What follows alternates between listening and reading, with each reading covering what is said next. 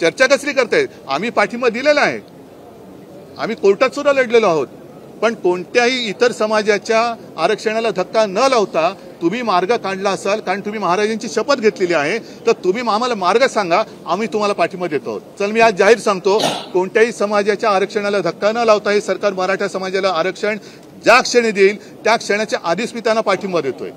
याच्या पुढे मी काय बोलू? उद्धवजी, धारावी संदर्भात आपण भव्य मोर्चा काढला आज राज ठाकरेंनी. बघा, एकतर गोष्ट अशी आहे की मला आता कळायला लागलेत अदानीचे चमचे कोण कोण आहेत. अदानीचे म्हणजे मी प्रश्न आम्ही अदानीला विचारला, चमचे का वाचतायत? बरं, आंदोलनात गेल्यानंतर विषय काय हे विचारून जे बोलतात त्यांच्या अर्धवट माहितीवरनं त्यांनी एक तर प्रश्न विचारू नये, आणि विमानाला कुठे टोल लागत नाही त्याच्यामुळे हाही विषय तिकडे येत नाही. तर अर्धवट माहितीनुसार प्रश्न कोणी विचारू नयेत. एक तर त्या शालीचं वजन पेलतंय की नाही हे त्यांनी बघायला पाहिजे, आणि अर्धवट माहितीनुसार विचारलेल्या प्रश्नाला मी उत्तरं देत नाही. ही संपूर्ण जी काय माहिती आहे ती त्या वेळेला आहे. मी प्रश्न आजही सांगतोय, धारावीकरांच्या न्याय हक्कासाठी आम्ही रस्त्यावरती उतरलो.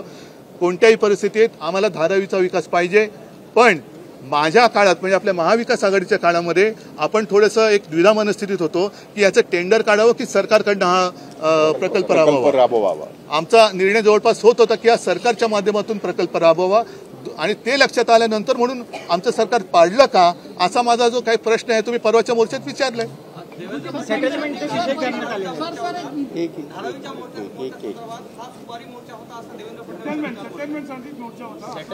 पण त्याच्यात भाजप कुठे होता? भाजप नव्हता तर सेटलमेंट होणार कशी? मोर्चा आम्ही काढला होता, शिवसेना, काँग्रेस, कम्युनिस्ट होते, सगळे होते, आरपीआय सगळे होते. जर भाजप असती ना तर सेटलमेंट झाली असती, भाजप नव्हता तर सेटलमेंट होणार कशी? मात्र या मोर्चाला धारावीतली लोक नव्हती तर पूर्ण मुंबई.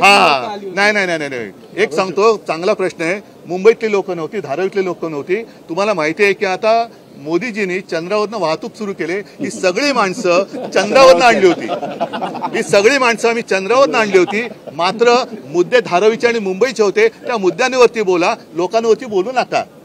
ही माणसं आम्ही चंद्रावरनं आणली होती, कारण त्यांनीच तर चंद्रयान पाठवून सुरू केले वाहतूक. तुम्हाला काय आमंत्रण नाही आलं?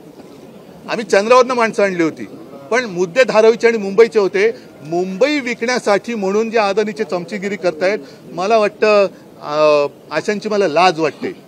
म्हणजे मी मुंबई तुम्ही म्हणाला तसं विचारा. सूरत डायमंड बोर्ड कल इनॉग्रेट किया गया, उस पे आपको क्या कहना? नहीं, मुझे कोई आपत्ति नहीं, लेकिन खेद जरूर है मुंबई में जो व्यवसाय चल रहा था वो आप उठाकर सूरत लेके जा रहे. और कल प्रधानमंत्री जी ने जो कहा है कि गुजरात मजबूत होगा तो देश मजबूत होगा, मतलब देश क्या इतना वीक है, दुबला है मेरा देश? देश मतलब पूरा देश. और मैं प्रधानमंत्री जी को शायद याद दिलाना चाहता हूं कि आप पूरे देश के प्रधानमंत्री हो. आप कभी गुजरात के मुख्यमंत्री थे तब ये बात करते तो ठीक था, लेकिन देश के प्रधानमंत्री के मुंह में ऐसी भाषा शोभा नहीं करती. और खास कर जब मेरे मुंबई में था ये सब उद्योग, वो आप अपने गांव में लेके जा रहे, वो आपके गांव में लेके जा रहे, तो क्या पूरा देश क्या करेगा? और मुंबई में क्या गुजराती भाई बहन रहते नहीं? वो क्या करेंगे? वो तो हमारे साथ हैं, हमारे साथ घुल-मिल कर गए हैं, कभी हमारा उनके साथ झगड़ा फसाद नहीं हुआ है. तो ये कौन सी बात है कि सारे उद्योग उठाकर, मतलब मुंबई को खत्म करो. यही तो मैंने बात कल मोर्चा में की ना, मुंबई को खत्म करो, महाराष्ट्र को खत्म करो, फॉक्सकॉन लेके जाओ, ये लेके जाओ, वो लेके जाओ. और हमारे यहाँ से जो भगोड़े थे वो भी पहले भागे सूरत में. सर, जो परिषद में जो फोटो दिखा रहे